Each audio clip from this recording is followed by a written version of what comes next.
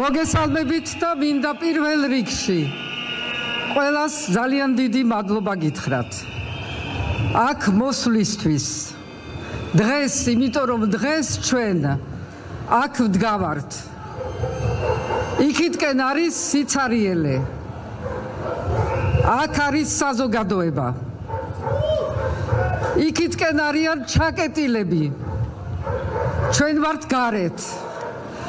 იმიტომ რომ ჩვენ არაფრის არ გვეშინია.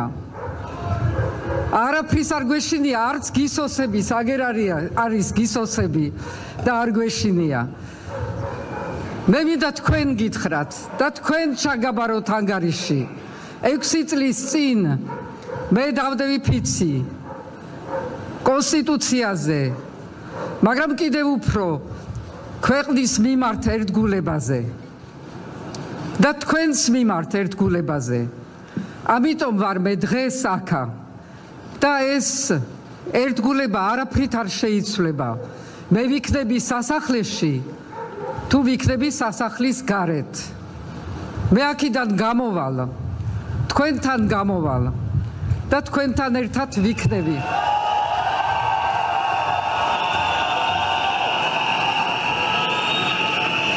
ეს შენობა არავისი არაა. ეს შენობა იყო სიმბოლო, სანამ აქ იჯდა პრეზიდენტი, რომელიც იყო ლეგიტიმური. მე ჩემთან ერთად მიმაქვს ლეგიტიმურობა. ჩემთან ერთად მიმაქვს დროშა. ჩემთან ერთად მიმაქვს ის, რაც არის თქვენი ნდობა.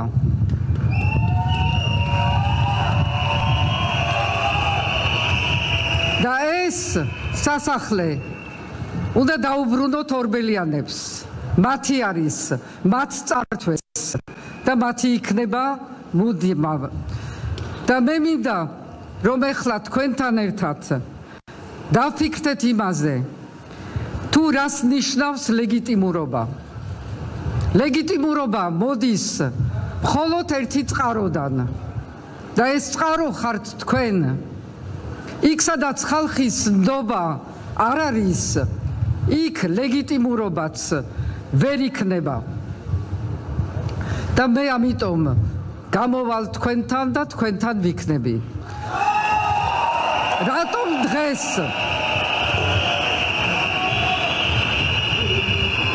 დღემდე, აი ამ წუთამდე დრო იყო მიცემული, ეს არ იყო ულტიმატუმი, მაგრამ დრო იყო მიცემული იმისთვის, რომ მოსულიყვნენ აქა ან ოცნების წარმომადგენლები, ან თვით ბიძინა ივანიშვილი, იმისთვის, რომ მოგვეძებნა ამ ღრმა კრიზისიდან პოლიტიკური გამოსავალი, ანუ შეთანხმება ახალ თავისუფალ ნამდვილ არჩევნებზე. ეს იყო ჩემი მოწოდება, ეს იყო ჩემი შეთავაზება, იმიტომ რომ ყოველთვის არსებობს გამოსავალი, როცა ქვეყანაზე ფიქრობ და როცა ქვეყანა გინდა.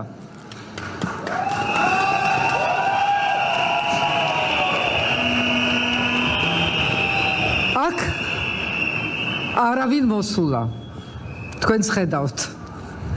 არავინ მოსულა და პასუხი ამ შეთავაზებაზე რა იყო? პასუხი იყო მუქარა ჩემს მიმართ, რაც უშედეგო არის.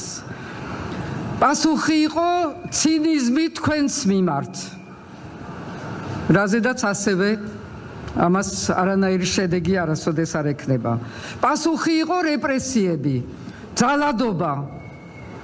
პასუხი იყო რეალურად ომი საკუთარ ხალხის წინააღმდეგ, საკუთარ ხალხის ნების წინააღმდეგ. და პასუხი არის დღეს ის პაროდია, რომელიც ეხლა ამ წუთებში საპარლამენტში ხდება. ეს არის ნამდვილი პაროდია და ამ სახელმწიფოს არ ეკადრება ასეთი პაროდიები.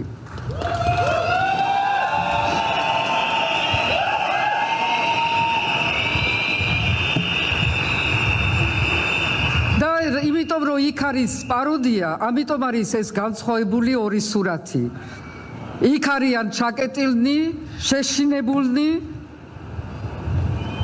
გაყიდულნი, არალეგიტიმური, არაღიარებული, არავისგან სანქცირებულნი და დაბოღმილები.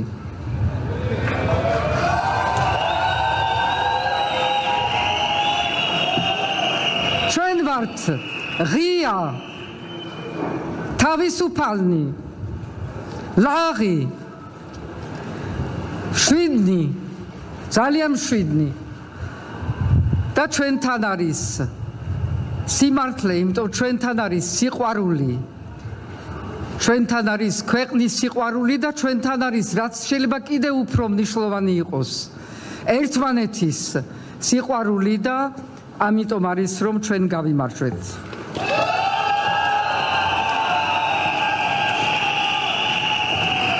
ეხლა რა დგას ჩვენ წინაშე?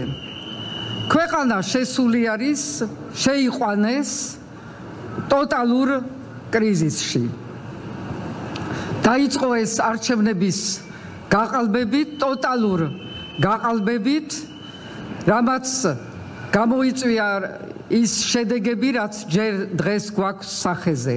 ის რომ არალეგიტიმურმა პრემიერმა, არალეგიტიმურმა პარლამენტმა, არაკონსტიტუციურმა კონსტიტუციის დარღვევით შექმნილმა პარლამენტმა და მის მიერ არჩეულმა პრემიერმა, დე ფაქტო პრემიერმა მიიღო ისეთი გადაწყვეტილება, რომელიც ქართულ ისტორიაში მე მგონი არავის მიუღია, რომ მანდატის გარეშე, ხალხის გარეშე, ხალხის ნების საწინააღმდეგო, ქვეყნის ინტერესების საწინააღმდეგოდ გადაწყვიტა, რომ ეს ქვეყანა დაებრუნებინა იმ ქვეყნის ორბიტაში, რომელსაც გავეკეცით,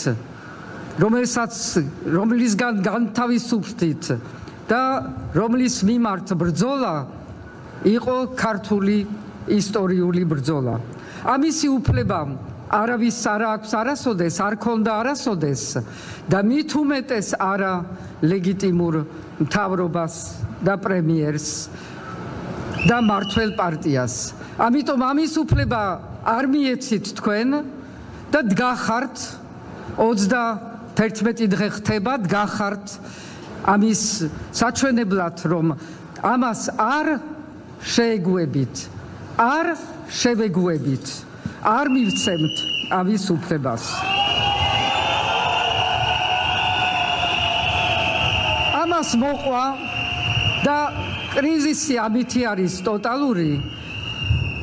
ამას მოყვა რღვევა და დაშლა თვით ამ მმართველ პარტიაში, რასაც ვხედავთ და უკვე ვგრძნობთ, რომ შიგნით შეიქმნა უნდობლობა მთავრობაში, ძალოვნებში და ეს მოვისმინეთ გუშინ თუ რა ხდება შიგნით, რომ არ შეიძლება რომ ჩვენი პოლიცია, რომელმაც ბევრი რამე გაიარა და ბევრი მოითმინა ალბათ, მაგრამ დღეს რამდენად ითმენს და მოითმენს, რომ კრიმინალური ვერტიკალი მართავდეს მას, ალბათ დიდხანს არა.